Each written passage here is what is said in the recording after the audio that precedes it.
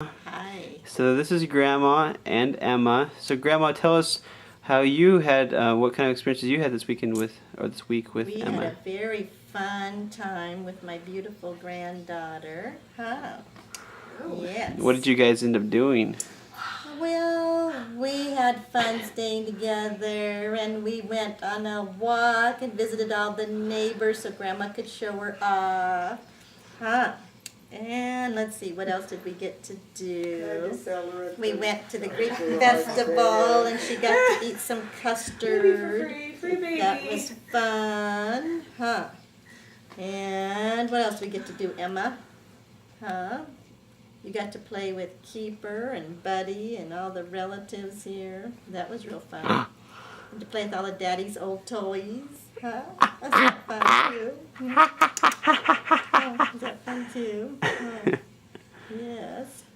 So now you guys had a day though, right? Yes, that was our day together.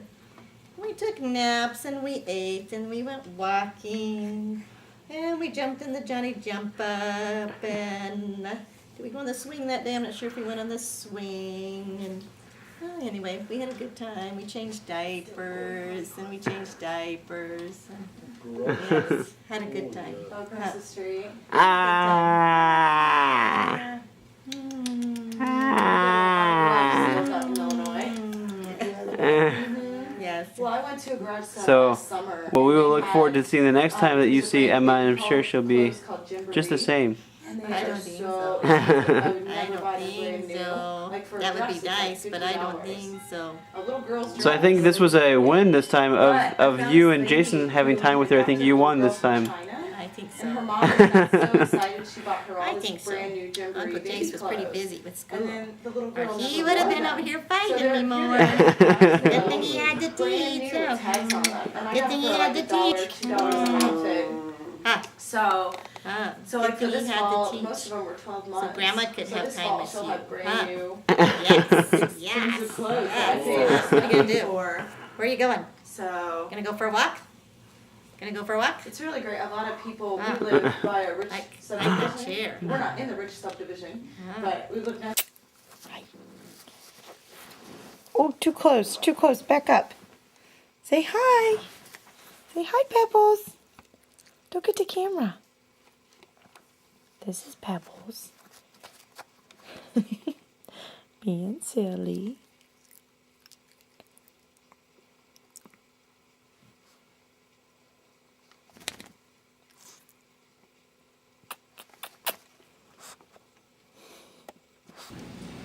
Well, friends, Ken Raymond and I have the great privilege and honor of officiating at this dedication at which we recognize two of our most recent arrivals here at the chapel. And at the outset, let me say that I know I speak for Ken when I say that this is a very special time for both of us, and I hope you will forgive my bias towards one of the arrivals that we're going to be recognizing here this morning. So I'd like to ask Brian and Sarah Raymond and their family to come forward, and Josh and Laura Lang, if you would please. You just come up here and we'll just chat for a moment. Beautiful little ones coming up. And just to introduce these two families to all of you, I'm sure that most of you know them, but if you're new with us, let me introduce them to you. On my right, we have Sarah and Brian Raymond, and Brian is carrying Taya. Hi, Taya, such beautiful eyes. And Cora Ann is our guest of honor this morning. And they can get heavy after a while, can't they?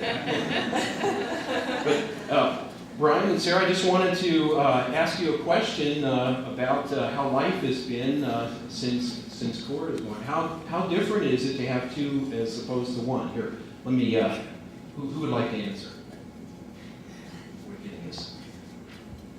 Well, I don't know that it's much different for us. It's probably more different for Taya than it is for us, going from being the only child to Now a big sister has been a real challenge, shall we say, for her.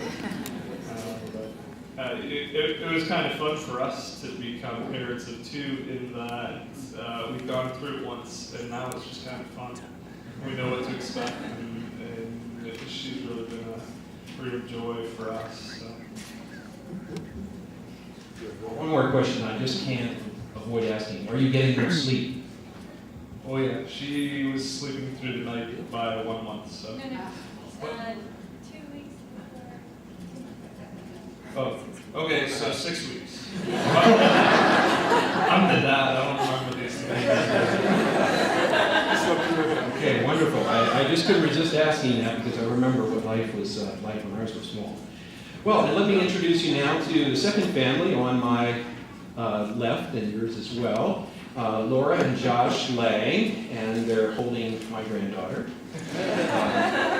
Emma Grace. And Josh and Laura, I just wonder if you could comment on how has life changed for you since little Emma came. I know that could take a while, but... Right, we've definitely found a lot less activities outside the house taking place, but it's probably been the biggest joy in our lives ever since she's come. So we've had a lot of life changes, but I think they're more than worth it. So. Great. Well, thank you very much. Well, now I'd like to turn the microphone over to Ken, who has a few words to say about this dedication ceremony. Ken? I think I might too. Well, it's always great to dedicate babies, and as I heard Gary, it's great to dedicate granddaughters. So it's very special. I had some remarks for a dedication about a month ago, and I was thinking of finding new text, but as I looked at the text that we looked at then, I felt that they're indeed appropriate. And so I want to just bring to your attention 3 texts from the Scripture that speak about the importance of acknowledging God in your family life and the value of children. Psalm 127, unless the Lord builds the house, its builders labor in vain. Unless the Lord watches over the city, the watchmen stand guard in vain. Sons are a heritage from the Lord, daughters as well. Children, a reward from Him. Deuteronomy 6 and 7, these commandments that I give you today are to be upon your hearts. Impress them on your children. Talk about them when you sit at home and when you walk along the road, when you lie down and when you get up. Tie them as symbols on your hands and bind them on your foreheads. Write them on the door frames of your houses and on your gates. And then Mark 10, verses 13 through 16. People were bringing little children to Jesus to have Him touch them, but the disciples rebuked them. When Jesus saw this, He was indignant and said to them, let the little children come to me, and do not hinder them, for the kingdom of God belongs to such as these. And He took the children in His arms, put His hands on them, and blessed them. 3 significant passages that I think speak to us as parents and as believers. The first, in Psalm 127, indicates what those of us who are parents know from experience. The children are indeed a reward from the Lord. They're a blessing.